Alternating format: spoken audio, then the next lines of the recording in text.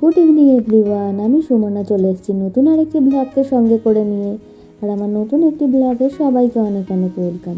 আশা করি সবাই খুব ভালো আছেন, সুস্থ আছেন, আর আমরাও ভালোই আছি। তো চলুন আজকে ব্লগটা শুরু করা যাক এবার। এখন বাজে ওই বিকেল 5টা মতো, আর বাইরেটা দেখেছেন কি অবস্থা। সকাল থেকে এরকম বৃষ্টি হয়ে যাচ্ছে, আর ওয়েদারে তো এই পুরো সপ্তাহ জুড়েই বৃষ্টি দেখাচ্ছে।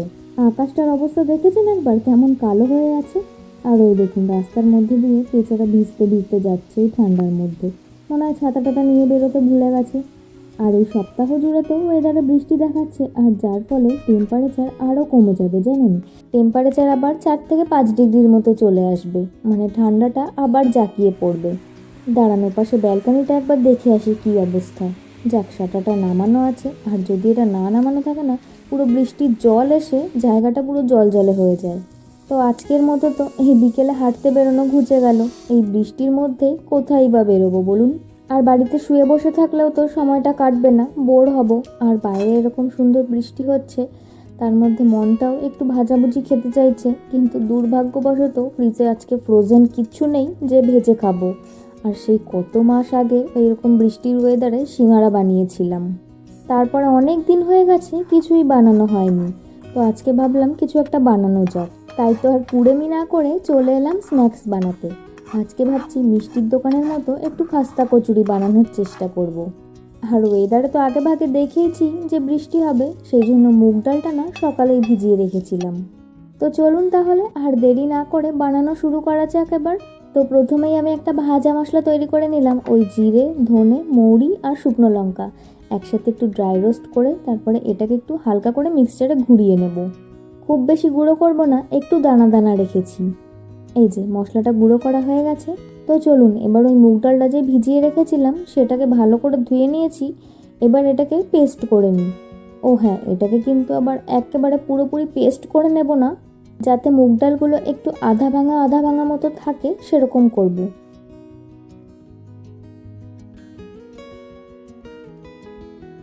তো আমার ওদিকে মুগ ডালটা পেস্ট করা হয়ে গেছে। তো চলুন তাহলে এবার খাস্তা কচুরির ভেতরের পুরটা বানিয়ে নেওয়া যাক। তো আমি এখানে পুরোটাই ঘিয়ে বানাবো, তো সেই কারণে ফ্রাইং প্যানে 2 চামচ মতো ঘি দিয়ে দিলাম। আর এবার এর মধ্যে আমি দিলাম হচ্ছে 1 চামচ মতো বেসন। তো যদিও এখানে ছাতুও দেওয়া যায়, কিন্তু আমার কাছে আজকে ছাতু একদমই নেই, তো সেই জন্য আমি বেসন দিয়ে দিলাম। আর এবার বেসনটাকে না আমি ঘিয়ের মধ্যে এবার একটু ভালো করে ভেজে নেব, যতক্ষণ না পর্যন্ত এটার কালারটা চেঞ্জ হয়ে যাচ্ছে আর খুব সুন্দর একটা গন্ধ বেরোচ্ছে ততক্ষণ অবধি। তো এটা হতে হতে এবার এই হামানদিস্তায় কয়েক টুকরো আদা আর একটা কাঁচা লঙ্কা একটু থেতো করে নিলাম।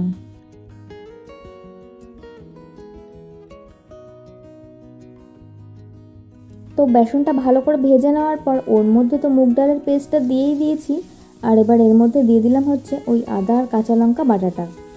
ব্যাস, এবার এটাকে ভালো করে মিশিয়ে নেব। প্রথম দিকে একটু স্টিকি স্টিকি মনে হয়, কিন্তু লাস্টের দিকে একদমই ঝুরঝুরে হয়ে যায়। তো চলুন এবার এর মধ্যে বাকি মশলাগুলো দিয়ে দিই। বাকি মশলা বলতে সেরকম কিছু না, ওই নুন আর একটু বেশি করে চিনি দিয়ে দিলাম, যাতে পুরটা একটু খেতে মিষ্টি মিষ্টি হয় সেই কারণে। কারণ কলকাতার মিষ্টির দোকানে যে সমস্ত খাস্তা কচুরিগুলো বিক্রি হয় ওগুলো খেতে কিন্তু একটু মিষ্টি মিষ্টি হয়। আর তাই তো আমিও চেষ্টা করছি যাতে ওরকম বানাতে পারি। তাহলে আমি নিজের মনকে একটু সান্ত্বনা দিতে পারবো যে আমি ইটালিতে বসেই কলকাতার মিষ্টির দোকানের মতো খাস্তা কচুরি খাচ্ছি। ও হ্যাঁ, এর মধ্যে না একটুখানি হলুদও দিয়ে দিলাম। আর এবার সব শেষে ওই যে ভাজা মশলাটা যে গুঁড়ো করে রেখেছিলাম ওটা দিয়ে দিলাম। ব্যাস, এবার এগুলোকে ভালো করে মিশিয়ে নিলেই আমাদের খাস্তা কচুরির পুর একেবারে তৈরি। তো চলুন এবার পুরটা একটু ঠান্ডা হতে থাক, ততক্ষণে খাস্তা কচুরির ডোটা একটু বানিয়ে নেওয়া যাক। তো আমি এখানে পরিমাণ মতো ময়দা নিয়ে নিয়েছি। আর আজকে ময়দাটা না আমি সাদা তেলের বদলে ঘি দিয়ে ময়ান দিচ্ছি, তাহলে খাস্তাটা না খেতে আরও বেশি ভালো হবে। তো এখানে আমি পরিমাণ মতো ঘি আর কালো জিরে দিয়ে দিলাম। আমার কাছে যেহেতু জোয়ান নেই, তো সেই কারণেই কালো জিরেটা দেওয়া। জোয়ান থাকলে হয়তো জোয়ানটাই দিতাম, কালো জিরেটা তখন দিতাম না। আর হ্যাঁ, দেখাতে ভুলে গেছি, অল্প করে না একটু নুনও দিয়ে দিয়েছি। ব্যাস, এবার এটাকে ভালো করে মেখে নিয়ে কিছুক্ষণের জন্য রেস্টে রেখে দেবো।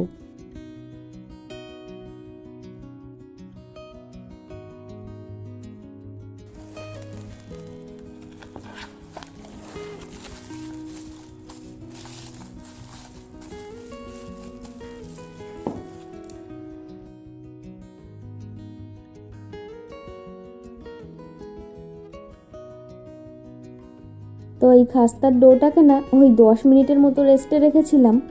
তো আরও কিছুক্ষণ রাখা যেত, কিন্তু এই সমস্ত সব জোগাড় করতে করতে না ঘড়িতে এদিকে 6টা বেজে গেছে। এগুলোকে এখন ওই ভেতরে পুর ভরতে হবে, তারপরে ভাজতে হবে। তো এই সমস্ত করতে করতে তো ওই 6:30 পৌনে 7টা বেজেই যাবে। তো আরও কিছুক্ষণ যদি এই ডোটাকে রেস্টে রেখে দিতাম, তাহলে হয়তো দেখা যেত সন্ধ্যার স্ন্যাক্স খেতে খেতে হয়তো রাতের ডিনারের টাইম হয়ে গেছে। তো সেই কারণেই মাত্র 10 মিনিট মতো আমি রেস্টে রাখলাম। তো চলুন এবার এগুলোর ভেতরে ঝপাঝপ করে পুরগুলোকে ভরে ফেলি।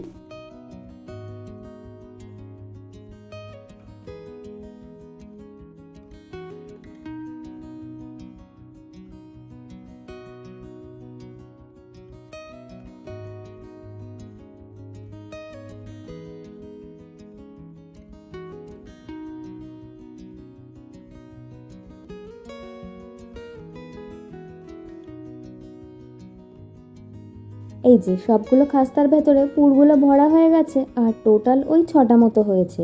তো 6টা আজকে সবগুলো ভাজবো না, তো আজকে 4টেই ভাজবো, আর বাকি দুটো রেখে দেবো, ওটা না হয় কালকে ভেজে নেব। তো এদিকে আমি কড়াইটাও বসিয়ে দিয়েছি, আর এর মধ্যে দিয়ে দিলাম বেশ কিছুটা সাদা তেল। গ্যাসটা কিন্তু একদমই হাই ফ্লেম করা যাবে না, একদম লো ফ্লেমে সময় নিয়ে এটাকে ভাজতে হবে। তো আজকে দুটো ভাবছি তেলে ভাজবো, আর দুটো কোথায় দেবো বলুন তো? ওই যে এয়ার ফ্রায়ারে। তো এই এয়ার ফ্রায়ারটা কেনার পর থেকে যখনই বাড়িতে কিছু ভাজাভুজি হয় না কেন, সব কিছুই অল্প করে একটু এয়ার ফ্রায়ারে এক্সপেরিমেন্ট করে নিই। তো ওদিকে তো একটা তেলে দিয়েই দিয়েছি, ওটাকে এখন সময় নিয়ে ভাজতে হবে, ততক্ষণে বরঞ্চ একটা এই এয়ার ফ্রায়ারের মধ্যে ঢুকিয়ে দিই। ওপর থেকে হালকা করে একটু অলিভ অয়েল মাখিয়ে দিলাম। ব্যাস, এবার এটাকে 20 মিনিটের জন্য বসিয়ে দিলাম। আর প্রথমেই না দুখানা দিলাম না, আগে প্রথমে একটা দিয়ে দেখি কেমন হয় না হয়, দেখা যাক প্রথমটা কেমন হয়, তারপরে না হয় আরেকটা দেওয়া যাবে।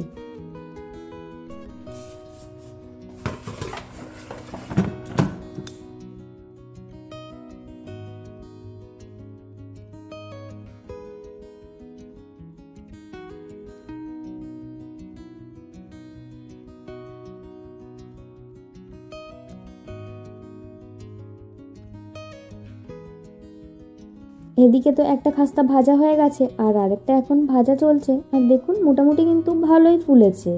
দেখা যাক এয়ার ফ্রায়ারেরটা কেমন হয়। দাঁড়ান, এটাও ভাজা হয়ে গেছে, এটাকে এবার তুলে দিই।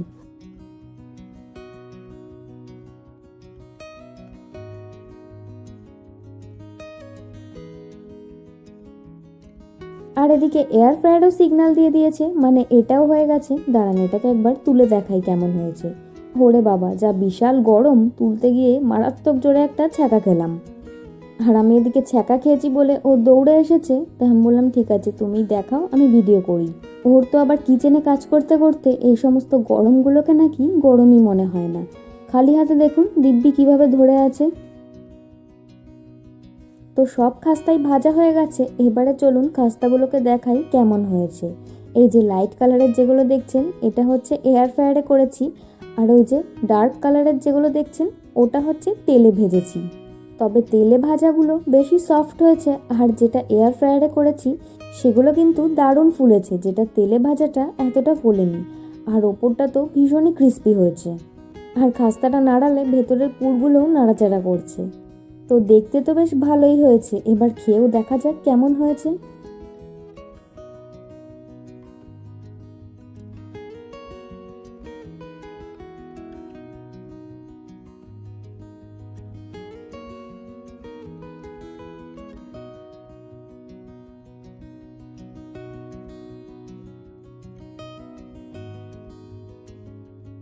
আর এদিকে দুজনের জন্য 2 কাপ কফিও বানিয়ে নিলাম। বাইরে এত সুন্দর ওয়েদার, আর তার উপরে একটু ভাজাভুজি করেছি, এর সঙ্গে একটু চা কফি না হলে হয় নাকি। তো আমি ওদিকে কফি বানাতে বানাতে আরেকজনের মুখ চালানো শুরু হয়ে গেছে।